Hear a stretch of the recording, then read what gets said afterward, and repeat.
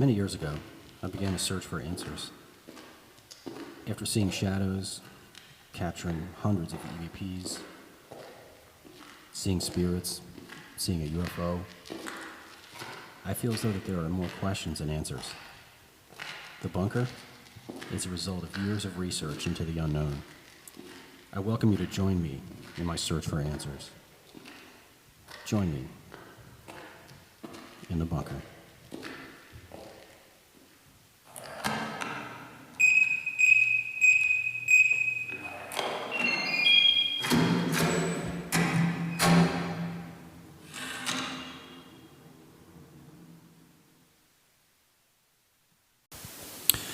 Good evening, everyone. This is Michael in the bunker.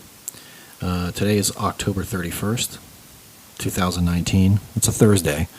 We're getting deep into All Hallows Eve at this point. It's kind of late. I wanted to get this episode out to you on this day of Halloween because of its nature, because of its content and its importance. I'd meant to get this out earlier. I apologize. Some of our listeners may be not catching this until November 1st, but it's still in the season. So, I apologize. I meant to get this out sooner. And this episode had to be treated a little bit differently than we normally do things. I will normally, come to you and introduce myself and who's going to be on, play a little song, and then we go into the content of the show. And then we'll split in the middle, about a 30-minute clip, and then we'll have some ads, and then we'll finish the episode. This needed to be treated a little bit differently. This interview took me by surprise. I was told that this was an important story, a powerful story, one that needed to be told, but it's still, even with that introduction, it still took me by surprise. It was intense. I conducted this interview with my hair standing on end, sweating. You'll know what I mean when you hear it. So to reiterate, this needed to be treated differently. So I'm gonna just record this small little intro here, and then I'm going to and then we'll run the ads there, and then we're gonna run that interview just straight through without commercial interruption, because I want everyone to hear it in real time the way it unfolded, because it's some powerful stuff. It's scary stuff. It has left this individual who shared this story with me scarred, literally, mentally and physically scarred from these events for years and years after it happened. And part of his recovery and his journey out of this darkness is coming onto this podcast and telling the story. So we really greatly appreciate it here in the bunker that he chose this podcast to come forward to and share his story. It was very difficult for him to come forward. He was physically uncomfortable coming forward and telling the story, but that is really the nature of this podcast. I wanted this to be a safe space where people that are not comfortable telling a certain story or sharing a certain experience to feel comfortable coming forward and telling that story, no matter how crazy it sounds, no matter how, off the wall or alien it may seem. I want this podcast to be that place where you can come and safely discuss things, and where we will really join in the story and join in with you and follow you on this journey and really try to wrap our heads around what happened and how it affected you. My guest on this episode is Garrick Pass, and he experienced some pretty, at times, absolutely terrifying activity. And we greatly appreciate him coming on and sharing it with us. And so, he was very pleased and honored to come on the show to share it with all of you, our listeners. And I hope you appreciate his bravery coming forward and telling this tale, and I hope you enjoy the story. So without further ado, I'm going to just bring you straight into my interview with Garrick Pass. Happy Halloween, everyone, and enjoy. And welcome to another episode of The Bunker. This is Michael. I am riding solo this evening. Is actually appearing on another program. And I am actually joined tonight by Garrick Pass of the Geek and Nerd podcast. This is not... Hello. Good evening. Good evening, Garrick. Thanks for joining me. Oh, good evening. We're not going to be talking about anything geek and nerd this evening. I was actually was supposed to participate in a conversation with you and a mutual friend of ours, Justin Banforth. I'd fallen ill and I did not make it to that conversation, but it's actually became a good thing because now I get to actually interview you fresh and raw right now and talk about your experiences in the paranormal. So let's begin with a sort of synopsis of sort of how you came upon your experience. Maybe a quick synopsis of your life leading up to the point where you begun to have paranormal experience, or leading up to one significant paranormal experience, if that's the case. Okay, sure. I'm an IT security consultant. I've been doing it for a long time. I mostly work in Texas, and I was not a real firm believer in the paranormal. I work with computers, and I like things with repeatable results, and I like firm definitions of things, and binary true-false kind of results. And so when I finally came in contact with something that I couldn't explain away, this is as much a story about my coming to terms with it as it is about all the creepy crap. So, Gotcha. And I got to apologize. I'm like, the first time I told this story was to Justin Banforth over the course of several different interviews. Okay. And very recently, I've started to tell the story to other paranormal groups, and that's like a safe space for me, which is one of the reasons that I like this podcast. Right. It's a place where I'm going to be judged, but I'm going to be judged by people who know what they're talking about. So that's good. The difficult thing has been trying to work this into conversation with the normies. Gotcha. And so telling the story itself is kind of cathartic for me. So gotcha. The other thing is, the more I tell it, I start to remember when different things happened and different parts of it come back, because there's a lot of it that was lost to me until more recently, because it went on for a very long time. Wow. Okay. And I wasn't in the... Anyways, let me start with... So I'd been working in the Houston area for probably 12 years, and I was coming off a really, really bad project, and I got this opportunity to move to South Carolina, and it was to work for the Department of Defense. So I looked at it. It was in Charleston, and so I looked up Charleston, and it's beautiful, and yeah, it's gorgeous. And I even looked because my daughter has like really severe allergies, so I looked and the pollen count was like very low, because the breeze comes off the Atlantic and just clears everything out and pushes it into the crappier parts of South Carolina. Yeah. And so I got the job, and I was ready to quit my job, my project, and just head out there.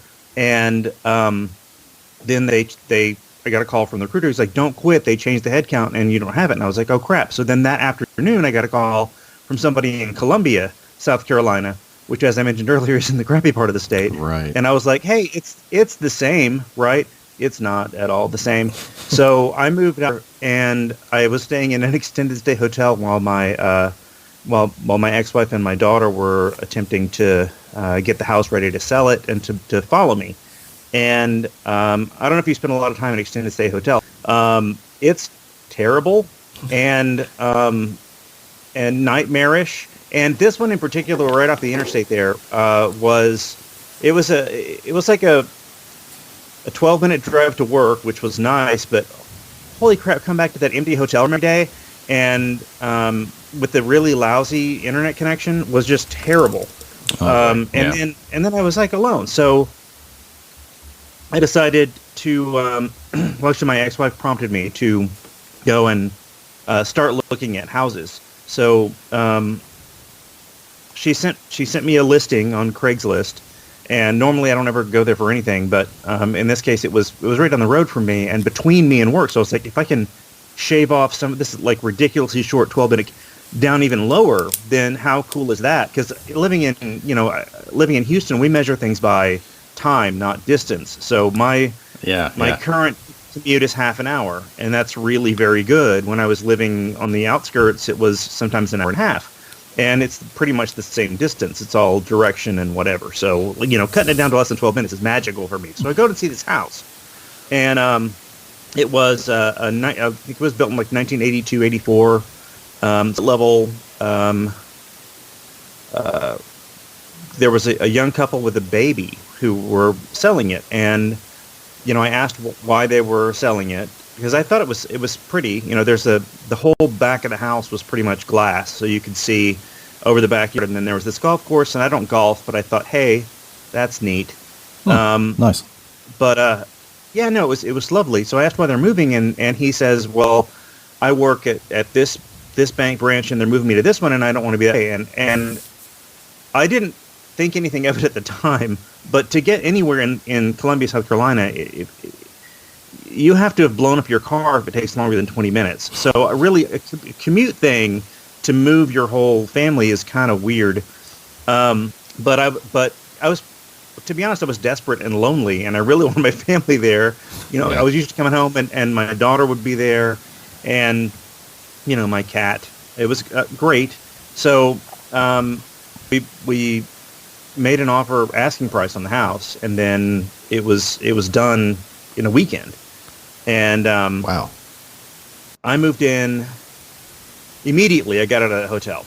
So there was I'm not gonna say there was no furniture, because the thing is, when the young couple moved out, they left a lot of things.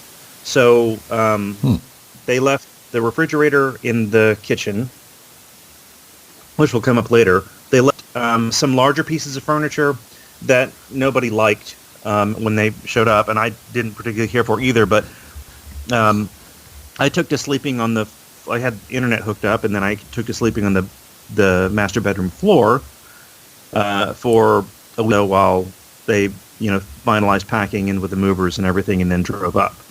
So during that time, I didn't know anything paranormal weird. But again, I wasn't looking for it.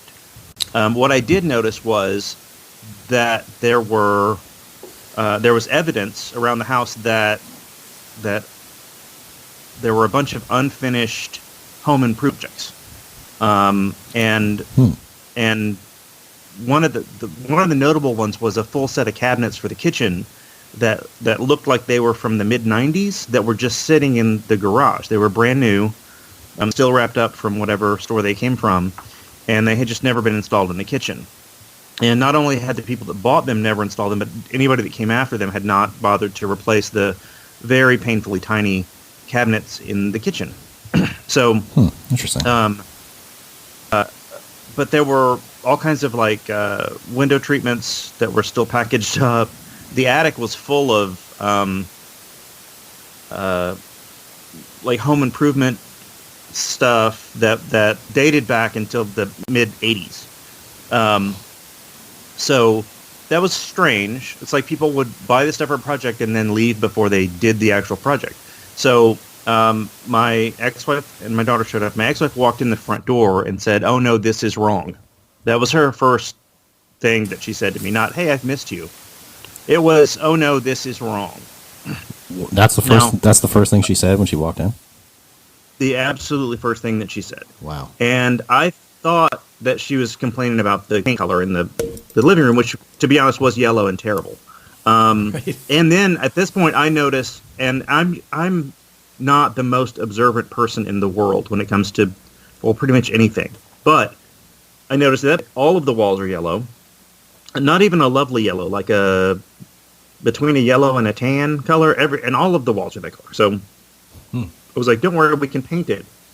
She's like, "Oh no, this is just wrong." So the moves really showed up, and we got most of our stuff moved into the house, and then my commute was 7 minutes to work and back ish. It was pretty great. My daughter enrolled in the school, and one of the early things that happened was my daughter's teacher. This would have been second grade or something. Had seen on her enrollment paperwork her address, and said, "I used to live in that house."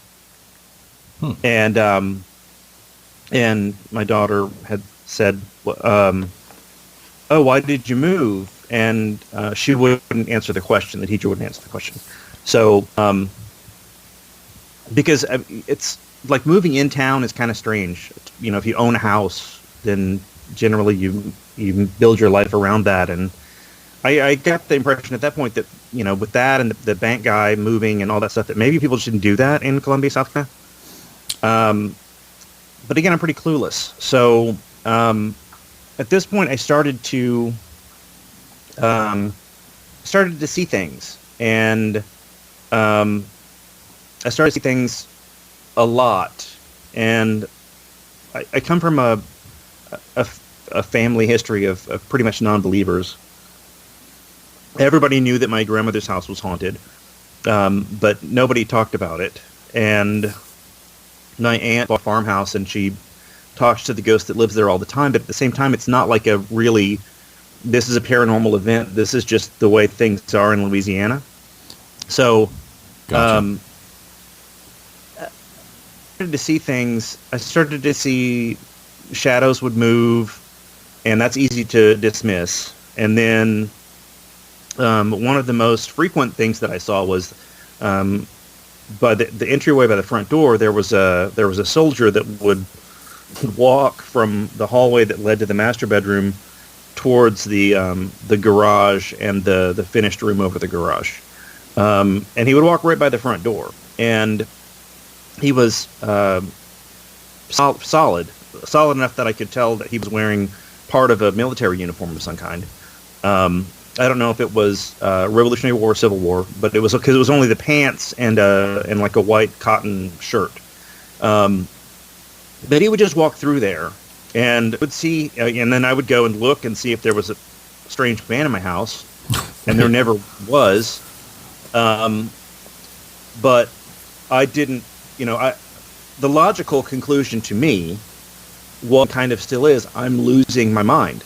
The pressure, we've got audits coming up at work. I am just losing it. And so that was logical for me.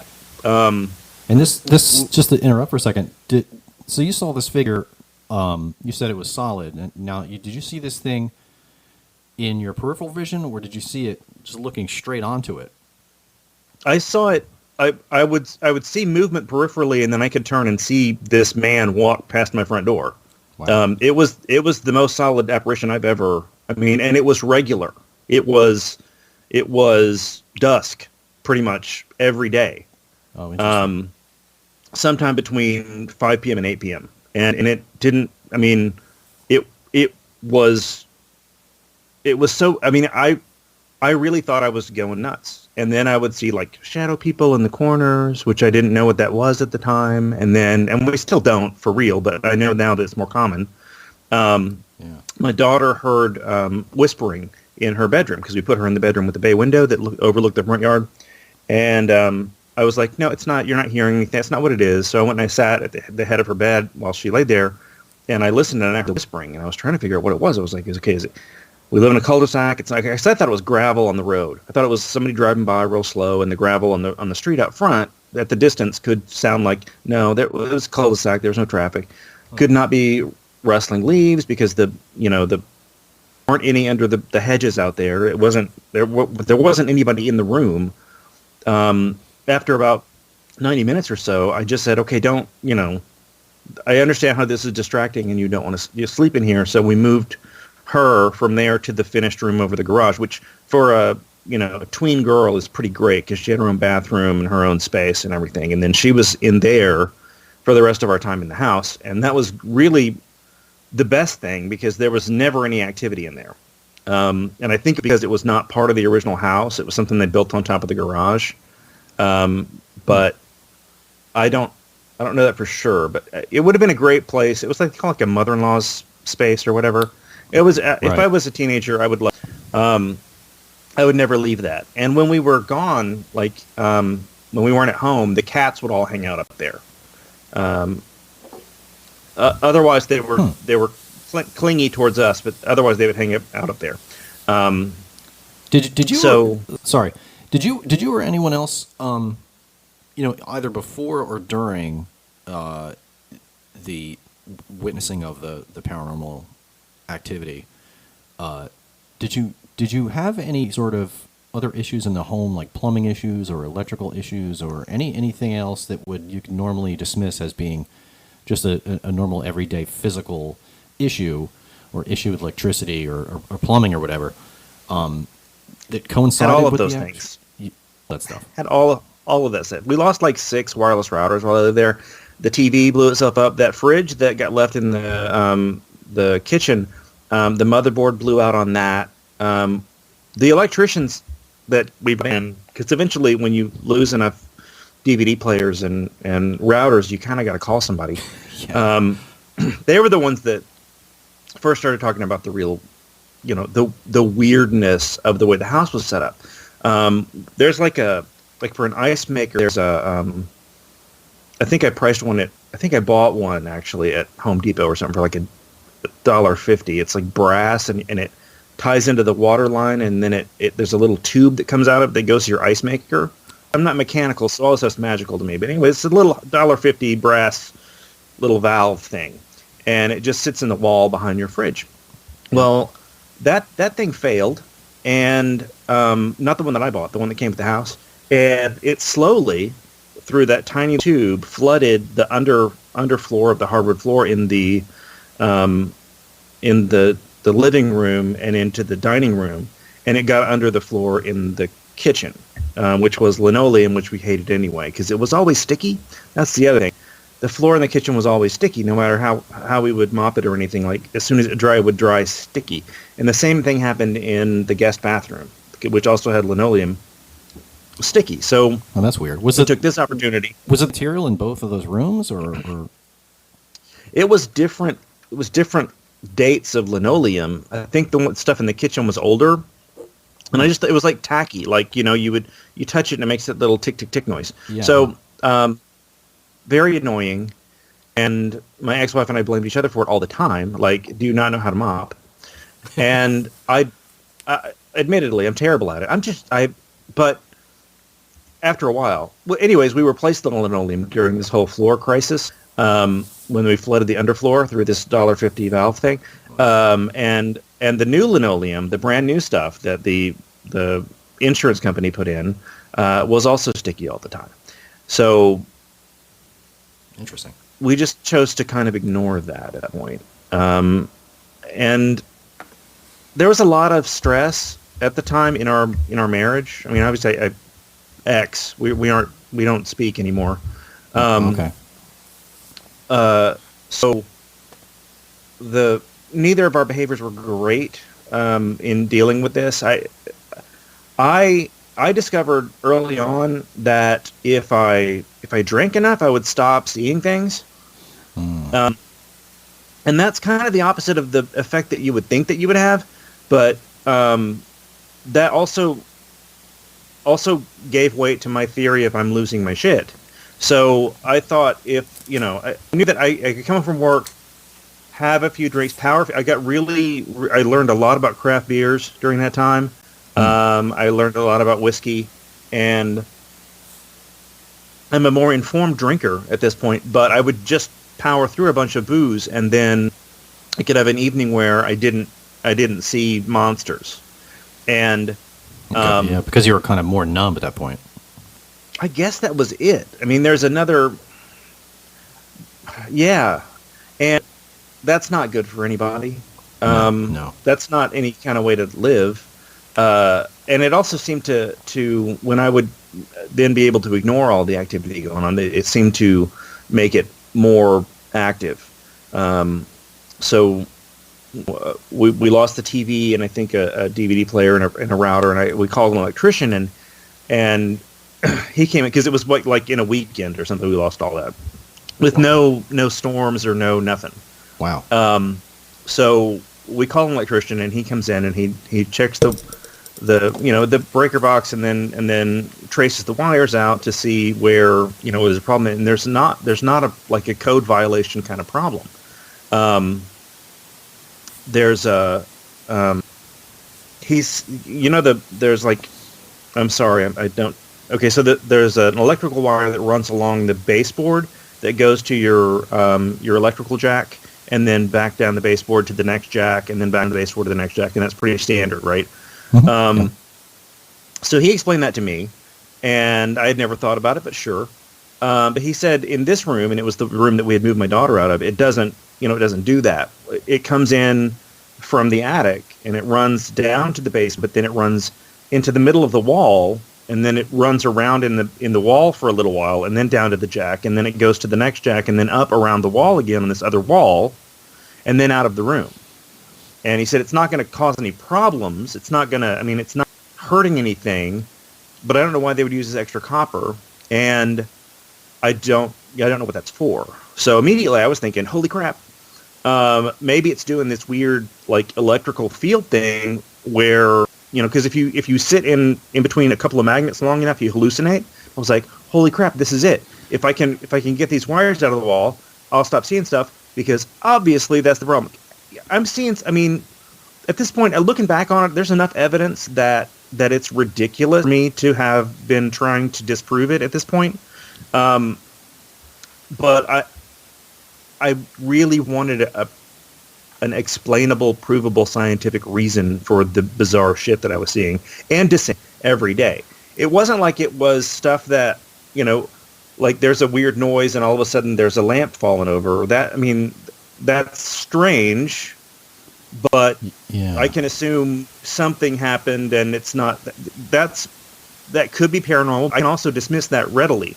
Right. One evening, I walked out into the back patio to smoke a cigarette, and I saw these three kids doing this ring around the rosy in the backyard, and they did it across the yard and over the pool and around the side of the house, and I never saw them again, and the yard was fenced in, and I just finished my cigarette and went back inside because it wasn't something that I could process as, holy crap, the living dead are infesting this house. I couldn't make that as it made a lot more sense to me, and it still on some levels does, that I'm just crazy. Wow. To digress a little bit about the electrical issue in the room. First of all, that is really odd to run electric like that in a room. Yes. I don't think I've ever seen that. But kudos to you for actually going there, considering that possibility, because there are a lot of cases that we're currently working on right now, where this individual has an extremely elevated level of EMF in her home. And really, until she fish you, we really can't determine how much that's really affecting her, because a lot of people that live in spaces that have elevated electromagnetic fields in their home are negatively affected by that. They'll get paranoid, they'll see things, because certain people are more sensitive to those fields than others. So some people don't notice it, other people, it'll just make them freak out and feel super uncomfortable. I'm one of the people that gets uncomfortable if I'm standing too close to a fuse box for too long. I'll feel it, and it'll give me the EBGBs, get super uncomfortable, I'll have to get away from it. And so I know firsthand that that's a thing, because that's how it affects me. So kudos to you If I get- for considering that, because that, there's a lot of people that would just go, "Oh my God, demon," and just freak out and go to the other extreme. You know what I'm saying, and not think of the real world explanation first.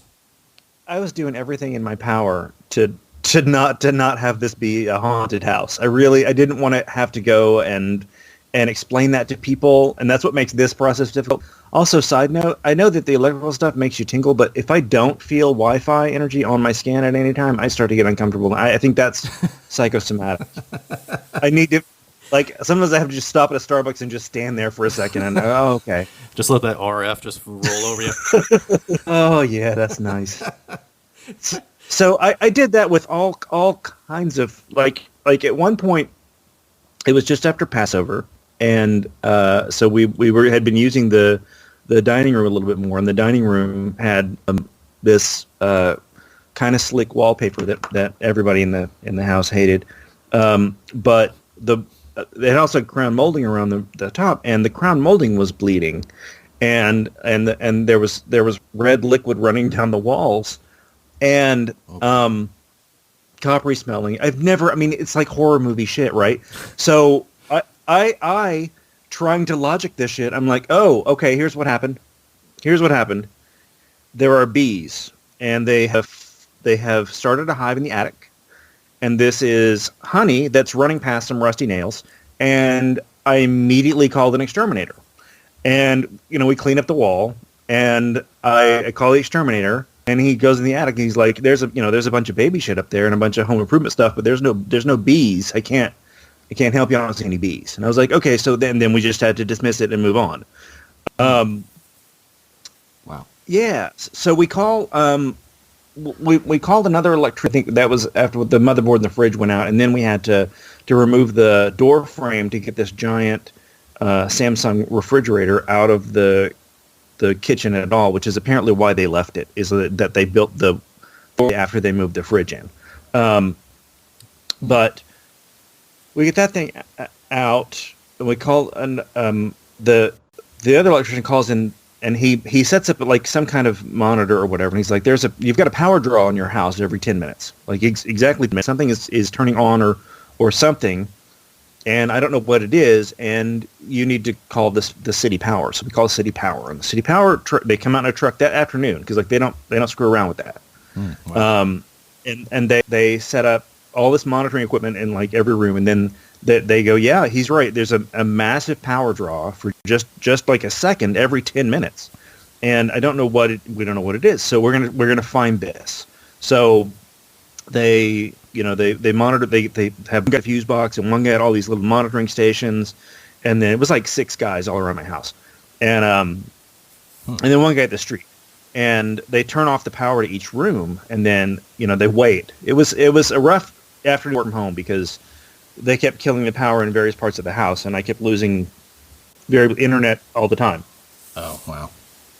But they would turn off the power and then wait 10 minutes, and then if the power drain happened again, they would move on to the next room, and they got through the house. They hit everything, and the backyard. They were like, maybe it's it's the pool filter. So they go out there and they set up by the pool filter, and then sure enough, they turn that all off, and then it still comes out. So at this point, I walk out to the street, and the foreman's out there, and he said, hey, we found a thing where you're not tied direct. Your house power is not tied to the street power directly. There's this little fuse box down here by the street has a stack of washers in it between your house and city power. And I was like, why would there be a stack of washers instead of like a wire or something? And he said, well, I don't know, but somebody cut a corner, and we're going to stack of washers. We're going to wire it back in. And then once we get that done, we're going to kill power to your house entirely, leave the equipment in there, and see what happens. So okay. I was like, okay, great. So they replaced the stack because he said maybe it's arcing across your stack of washers here. It's Carolina. I don't know, but maybe it's arcing across your stack of washers. I don't want to say bad things about South Carolina, but it is the worst Carolina. Do we need 2 Carolinas now that we're on the subject? I mean, is that necessary? I don't think we do. No, I don't think we need any, and I've been to both of them. Again, Charleston's lovely. It's like New Orleans, but it smells less like pee. Yeah, I agree So with that. Yeah. yeah, it's beautiful and haunted all to fuck. But okay, Yeah. so they killed power to the whole house, like at the street, and then 10 minutes later, there's a massive power draw with nothing connected at all. And What? at that point, all these electricians are like, yeah, okay, we're out. And then they left. And that was kind of the end of it. We continued to lose appliances until we decided to leave. I haven't even mentioned the weird thing. Yeah, I have. I mentioned a lot of weird things. But I mean, the weird thing in the house was this this little red dude who I started seeing. He was the thing that made me actually like think I was crazy because he doesn't make any sense, right? It's this little, waist high or smaller red, hairless thing. It looked like he was wearing a mask, but it wasn't a mask. A bulbous nose, pointy ears, clawed feet, little fingers, and this grin on his face that was just so malicious. And I would see this thing all the freaking time, and I would ignore him as well as possible, because to acknowledge him is to admit that I'm crazy and losing my shit. So he would do things to try and get my attention, like wave or bounce around a little bit, side to side. But I started to see that thing more and more often, and that thing was weird, right? That thing was my cue to start drinking, and he wasn't alone. This sounds crazy, and I apologize, but this is the reality. That guy, he tormented me. I think that thing, like there are residual active hauntings. He was my active haunting. Okay. And I've heard, once we decided, like, because we had an electrician in who said, who couldn't solve the wiring problem again, and he was on his way out the front door, and as I was closing, I said, well, maybe the place is just haunted. And he turned and put his foot in the door and stopped and said, no, I watch a lot of ghost TV, and this place is haunted as fuck. And then he left. Wow. And I was like, that's great. So, I mean, and I count him as one of the experts, right? I mean, this guy... Yeah. First of all, he watches Ghost TV. Also knows some wiring shit that I could never figure out, like wiring foo. Highly recommended. But then we call my rabbi, and then there's the local parish priest wouldn't do anything because we're not Catholic. But right. They both visited the house under, just to.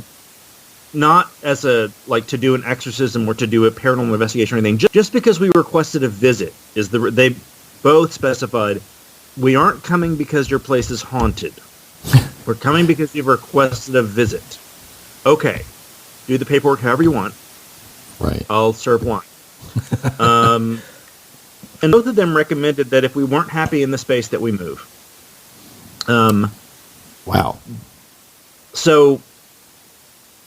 Yeah, that little red guy was like an antagonist, and then there were other little creatures that would do things. There was some of them were like human sized, like there was one with like bone white bug parts, and there was a like big looming shadow thing.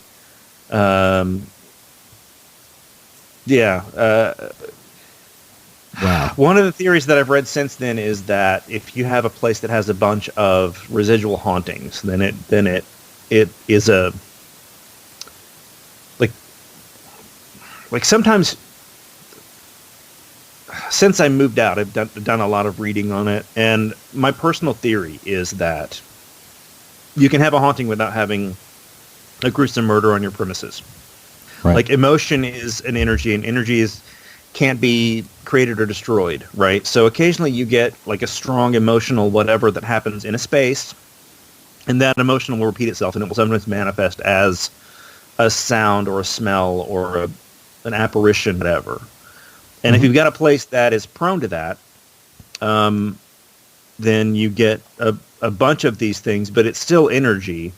And one of the theories that I read said that things that are active malicious entities would feed on that energy and use that to manifest themselves. So I can't come up with anything that discounts that, and I've tried a bunch of times. Yeah, I think But- it's a sound theory, and like you said, it's difficult to disprove it if you really look into it. And a lot of the experiences and evidence that I've captured myself seems to support this theory. But I would also like to mention that you're not the first person to ever experience a small red devilish figure running around in their home. I've heard this before.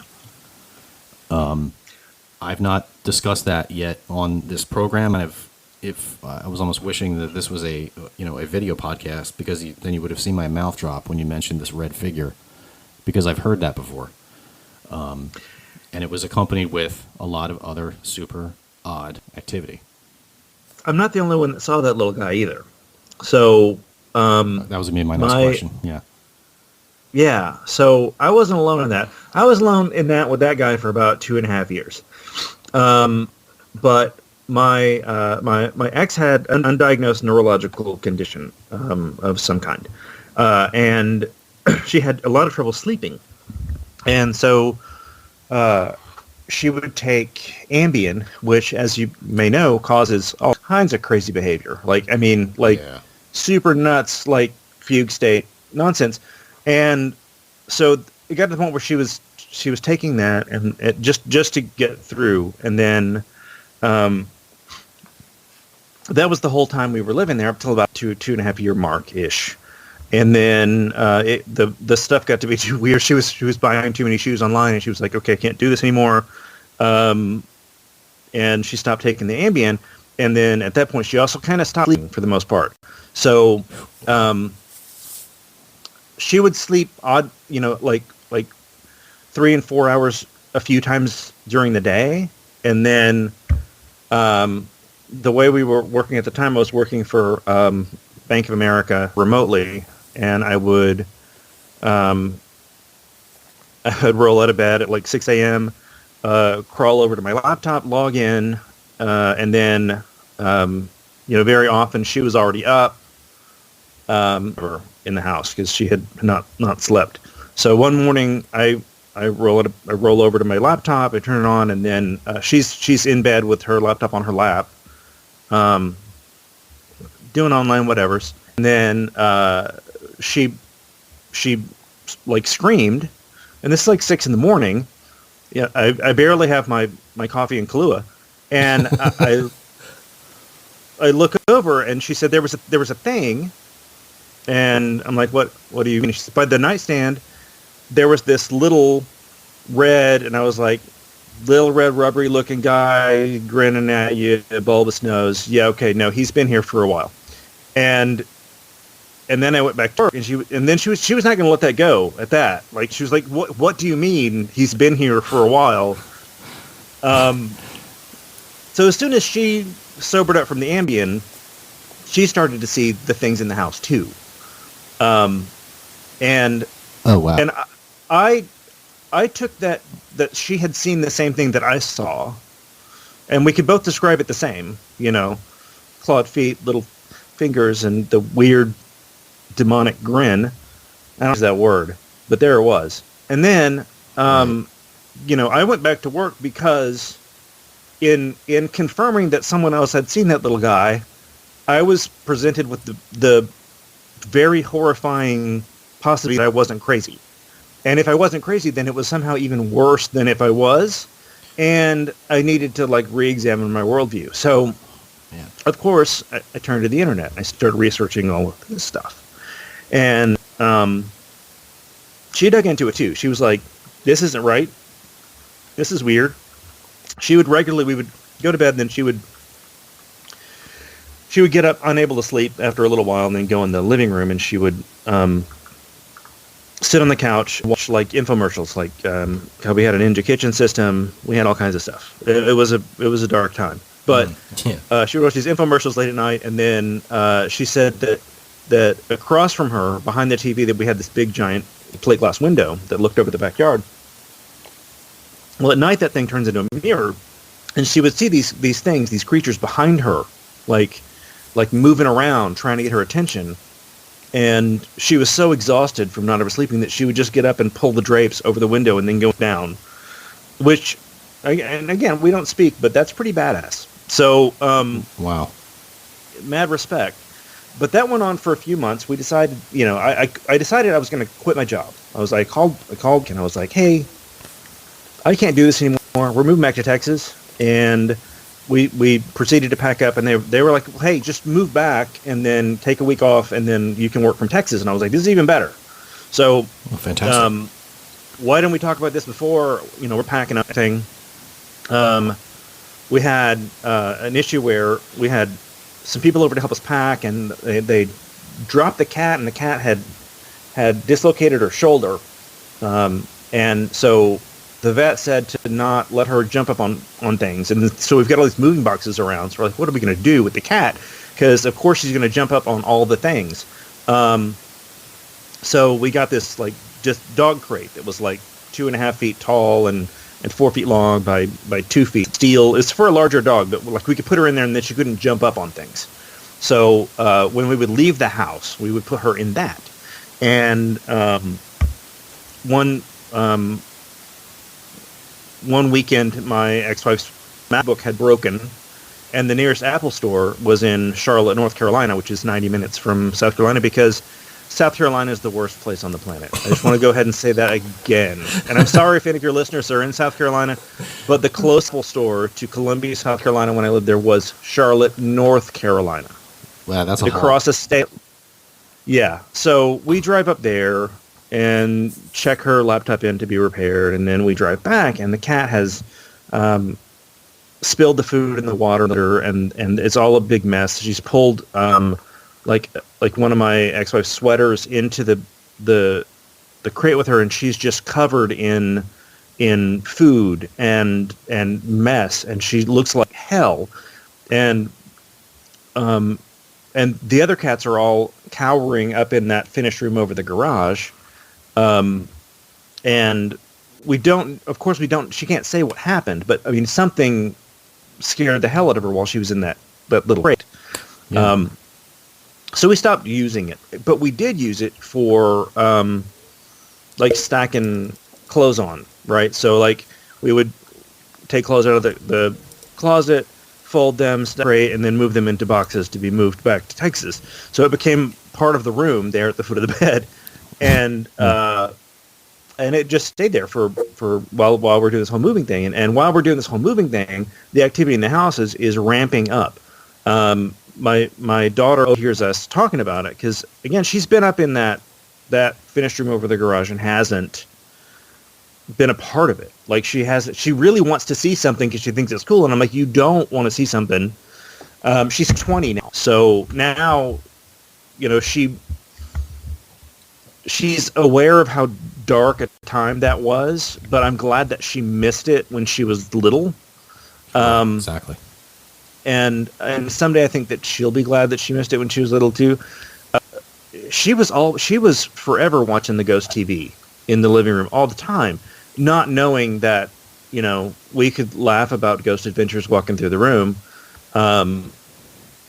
Because, holy crap, there's something making the bathroom sticky mysteriously and grinning at me from the shower. So, anyways, so one night, and this is the culmination. I mean, there were other events, right? I mean, there was, don't leave anything out. There was a time when the kitchen sink was leaking around into the area under the sink. What do you call it? The under sink area. Anyways, so we call in a plumber, and he won't go into the under the house because it's full of brown recluse spiders. Oh, boy. And like tens of thousands of them all under the house. And they call them recluses because they don't go near each other. And there's tens of thousands of them under the house. They had to tent the entire space and then fumigate it in order to get the plumber to crawl under there and fix the pipe that had just fallen out of the bottom of the sink. Holy cow. For no reason. Anyways, the culmination of the story. And the thing that makes me feel crazier than anything is, and this is kind of the way we're living. So we're in bed, I'm trying to go to sleep, and there's this little tick tick tick noise, and my wife says, "Hey, it's the latch on the dog crate. It's like something's flicking the latch on the dog crate." And I was like, yeah, okay, obviously that's what the sound is, but it's fine. Not, don't worry about it. And it keeps playing that, and then she's like, "Oh, screw this, I'm out." And so she crawls out of bed and goes into the living room to start the ritual of watching infomercials until she gets too tired and then comes back to bed. That was pretty normal, but I was awake and I was listening to this at the foot of the bed, and I was trying to figure out what it was, logically what it was. We've already decided this house is not livable. We've already confirmed that both of us are seeing things that don't make any sense, and we've got, all kinds of, to us, very decent proof that there's something paranormal and screwed up in the house. But at the same time, I'm listening to this noise at the foot of the bed, and I'm going, is it the air conditioner kicking on? No, it's not that. It's not that time of year. Right? Tick, tick, tick, tick, tick. And I'm like, okay, well, we had an earthquake, DC, like a few months before, and all that did was move the big furniture a little bit, like made it sway. So it's not that. And tick, tick, tick, tick, tick. And I'm like, okay, it's not time for the train to be coming through. And the train has actually never made that little latch on the dog crate go tick, tick, tick, tick, tick. So I'm going through all these possibilities of what it is when something jumps up on the foot of the bed and runs up my body and covers my face. Oh my God. And I breathe, and I can't move because it's straddled the top of my chest, and my arms are pinned to my sides, and it's just pressed over my face. And I start wiggling around, and I finally get. I'm not a person that hits things. I'm not a violent person. That's not how I solve problems.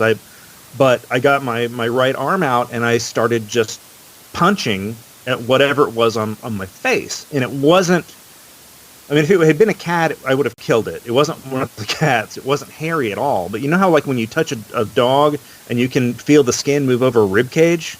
Like, I could feel skin move over a rib cage with my fist. And it was like a rubbery kind of thing on my face. And I don't know how often I hit it, but eventually it left, and I screamed, and my wife ran in. She went, "What happened?" And I was like, and I went into back on the back porch and smoked like half a pack of cigarettes. Oh my God. And then we accelerated our moving timeline and left. And I've had a lot of therapy since then. And it took a while to find a therapist that wasn't going to treat my hallucinations, that was just going to treat my trauma, and I had, so they did a lot of tests, and they decided that the symptoms are the same as like post-traumatic stress, right? And finally the shrink that I ended up with, like, had the theory that if it was hallucinations, like, your brain can't produce a hallucination that's powerful enough to damage your own brain in a way that would cause post-traumatic stress. And what you have is brain damage. And when they did MRI, but you have brain damage that shows that there was trauma experienced, and hallucination doesn't cause trauma because it's produced by your brain, and your brain won't hurt itself. So at that point, he just started, giving me exercises to do, and like thought puzzles and things to work through when I would have like weird panic attacks and sleep screaming, which went on for years. Wow. Yeah. Wow. Was afraid for a long time that whatever it was would follow us, and I don't think that it did. But Thank that's God. what part of why I got into the paranormal research was that I was going through a fairly bad haunting, that there's not a lot of resources for families, and it can just destroy them. And sometimes one of the best things that you can do for someone who's in a traumatic situation like that is to listen and to go, "Hey, you're not," or if you are crazy, it's not because of this.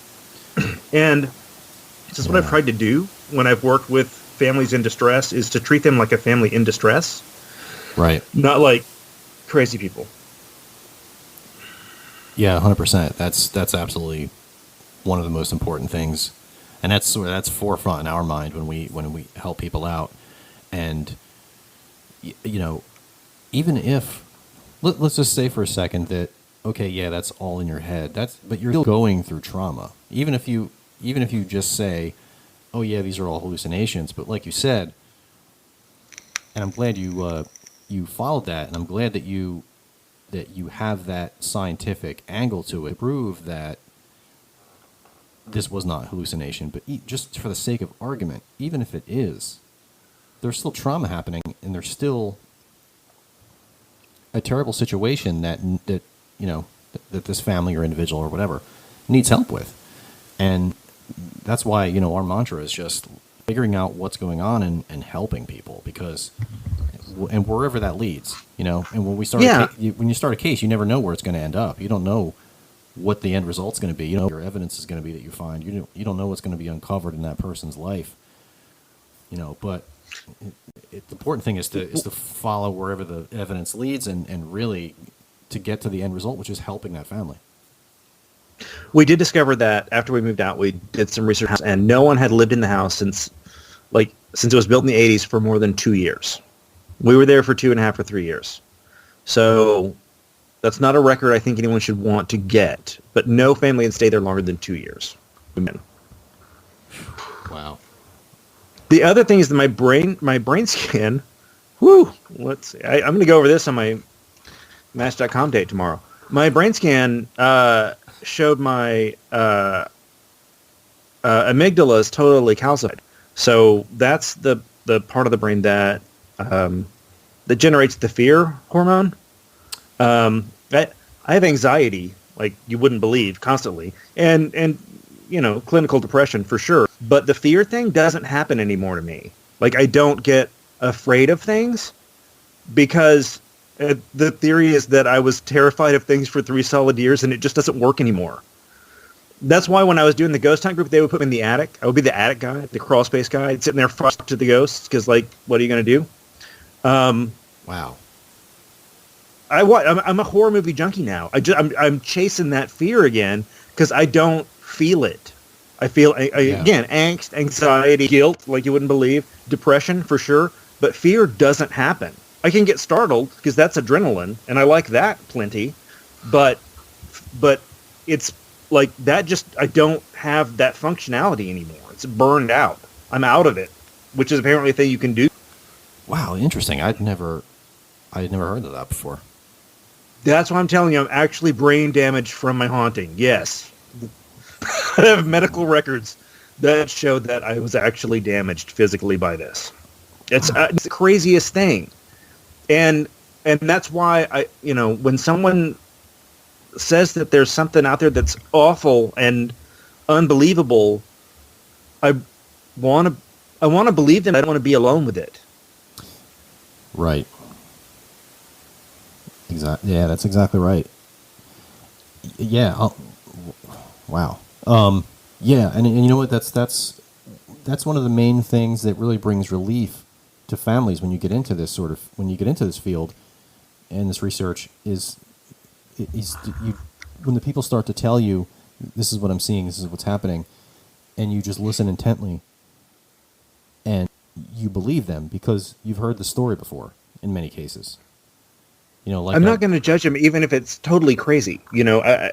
Even if I don't believe them, something's happening that made them reach out to another human, and it's our responsibility as humans to reach back and to try and make that connection and to try and fix whatever it is that prompted it. Absolutely. Absolutely. And sometimes just telling a story is just a relief in itself. Yes. Having the opportunity to just tell your story and not have just someone go, what? And just run out of the room. It just that in itself, like just having someone that just was willing to sit there and hear you out and take notes and just say, oh, wow, really, and show interest in it and really try and show an interest in getting to the bottom of what's going on in itself is cathartic. That's why I appreciate this show, man. I really do. I think that you do good work, on and off it, and I do appreciate it makes me feel better to tell the story.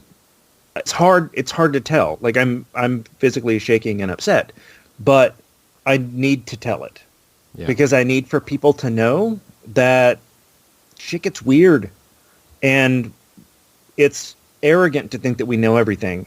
And if you're going through something that's unbelievably weird and crappy, like maybe don't drink, just call someone and, stay married. That's how that works, apparently. Yeah. Yeah.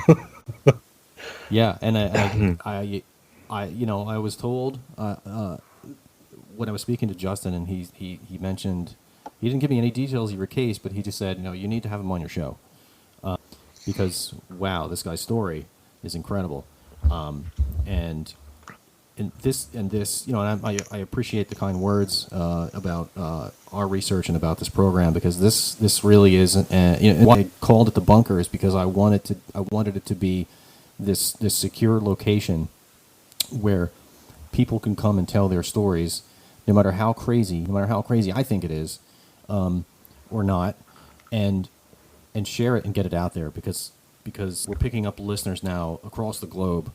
And I think it's super important for people to hear these stories and to hear that, this isn't easy to tell the story. This was traumatic. You literally were physically affected in a negative way as a result of this, and you can prove it scientifically.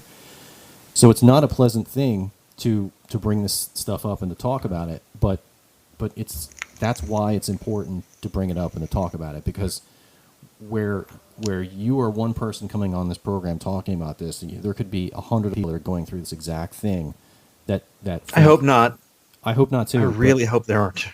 But my suspicion is there is. It's out there. It's happening, and people are thinking the same thing that I thought in similar situations, and that you thought in this situation. It's I'm losing my mind. I'm going crazy, because you have no point of reference in your life up till that point to put that stuff into context.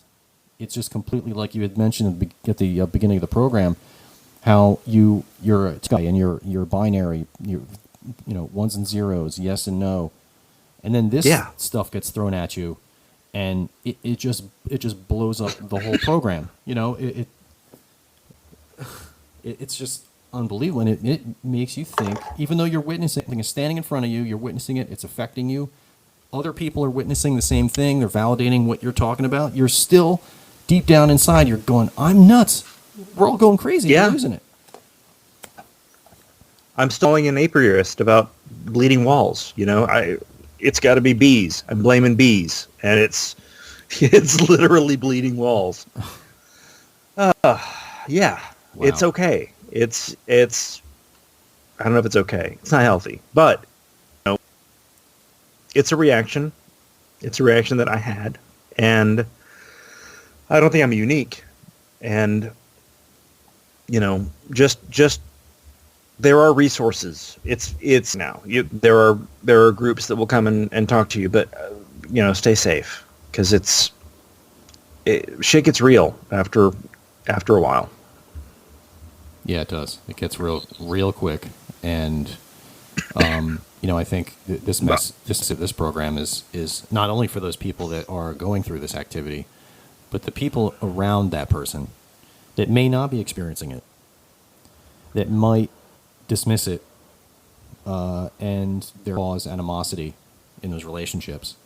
Just hear the person out. Just hear them out, because just because you're not experiencing it or hearing or seeing certain things, it doesn't mean that other person isn't. Right. It's been our experience that we all have different levels of sensitivity to different stimuli.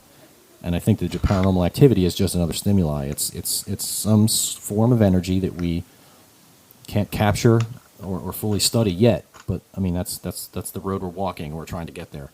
But I think that it's just as important for the people experiencing the activity, and for those people that aren't. It's almost more important for them, because you have to understand that it's like you said, another human being is suffering. You got to reach out and help them. That's why we have a community. That's the whole point of a society. Yeah. Exactly. You don't suffer alone. You share your suffering. Wait, that's not the way to say that. But still. Right, exactly. Yeah, I know what you're saying. There seems to be a common theme in this type of more negative activity. Is there seems to be a isolating effect to this because the activity seems so crazy that Oh yeah, the person experiencing oh it becomes distant from those that aren't. Is, that's. I mean, is that that by? had a definite negative effect on my marriage for sure. That's Yeah. I'll own that. That's like 100% for sure the way that went down. And I think, if this was an active entity, I have so much proof, and I'm still like trying to discount. If this was an active entity, that could have been a purpose of it. So I don't know. Yeah, that's what I wonder because The there's so many cases of that and so many reports of that happening. Of people become, that it's almost like they're targeted and they begin experiencing, hearing, and seeing all of it, and no one else is, and as a result of that, they become distant. And I wonder if that's by design or if that's just a side effect of the phenomenon itself.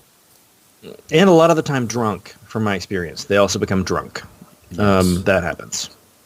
Yeah, which is. But hey, Yeah. okay, so here's the takeaway, right? Like right now, I live in beautiful downtown Houston.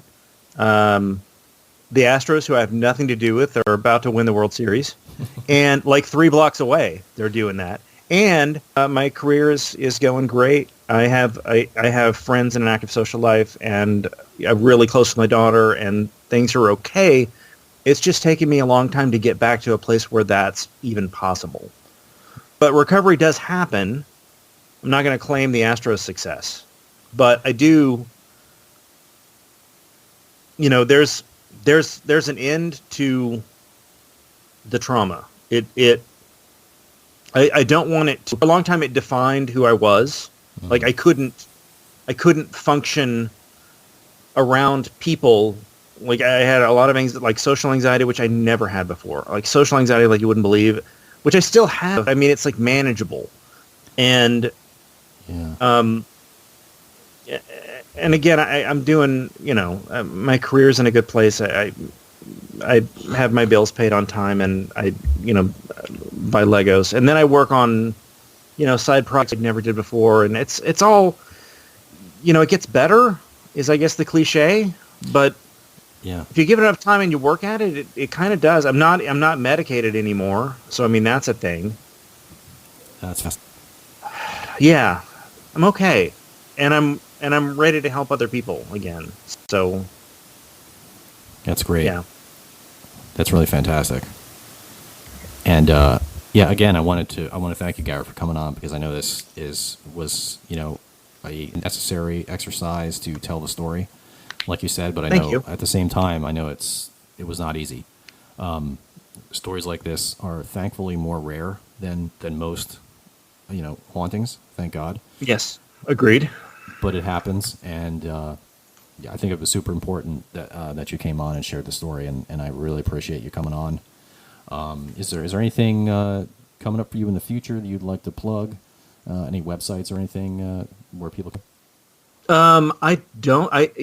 If someone reaches out to this podcast, you can give my cell number or email address. That's fine. Okay.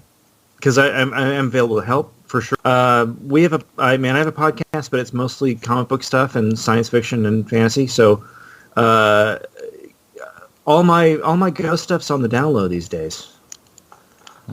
But I am available to help. I'm going to get back into one of the things that I did as part of my recovery was to join a couple of ghost groups, and that was educational for me.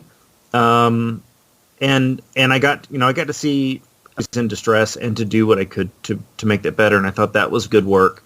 100%. But I read a lot of stuff on the paranormal, and I got really into like texts on I guess demonology and that kind of stuff. So you should have me back. We should talk about ghost hunting because that's a whole on how I broke ghost hunting. 100%, and how I'm going man. to get back into it. Yeah, that's awesome. Yeah, we'd love to have you back, and we'll just talk strictly about your experience and your research in the field. That'll be fascinating. Yeah, especially- that's a different tangent. We'll do that another time. yeah, yeah, for sure. That's awesome, man. All right. Thank you so much for having me. I love the show. You're doing valuable work, good work, and I appreciate you so much. Thank you so much, and again, thanks for coming on and sharing your story. We'll have you on. We'll have you on again soon. Great. Thanks, Michael. Thank you. Good night. Night. And there you have it, everyone. There is our interview with Garrick Pass. I want to take a moment to just thank him again for coming on and sharing his story. And I wanted to focus before we leave you tonight with his takeaway at the end of the interview, which was that no matter how crazy of activity that you're experiencing, or someone you love, or maybe a neighbor, a family member, no matter how crazy you think it is, I guarantee you that there is someone else out there experiencing the same thing. And that's one thing that we want you to take away from this episode, is that if you're experiencing this kind of thing, don't drink it away, don't do drugs to cover it up, don't isolate yourself, don't do all those things that ends up taking you to a dark place. Reach out, ask for help. There are groups everywhere who investigate this sort of thing. And I implore you that, I can say in all honesty that not every group out there is pristine and perfect. But you know what? Reach out. Find someone. Have a conversation with someone. Tell the story. Find someone that you feel is sincere and that is there to help you. And allow them in to help. Because that's why they're there. You'll know who it is. You'll know who is there to sincerely help you.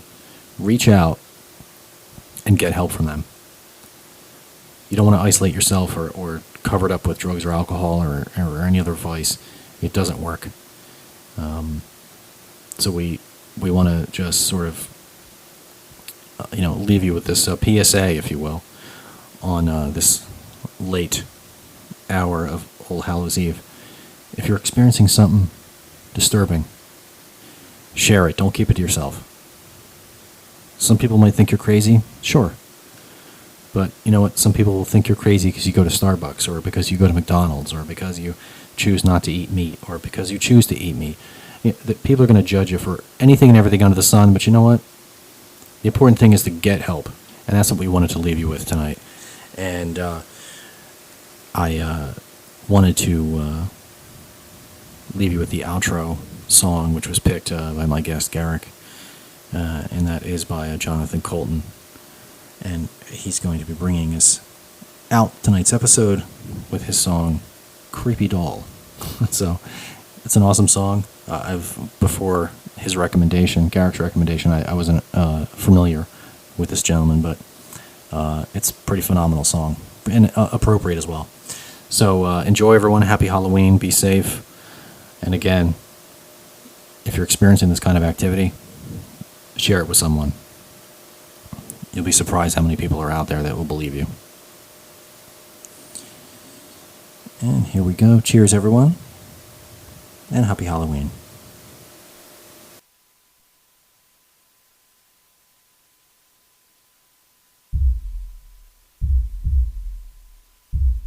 In a town in the woods at the top of a hill, there's a house where no one lives. So you take a big bag of your big city money there and buy it. But at night when the house is dark and you're all alone, there's a noise upstairs. At the top of the stairs there's a door, and you take a deep breath and try it. And the flashlight shows you something moving just inside the door. There's a tattered dress and a feeling you have felt somewhere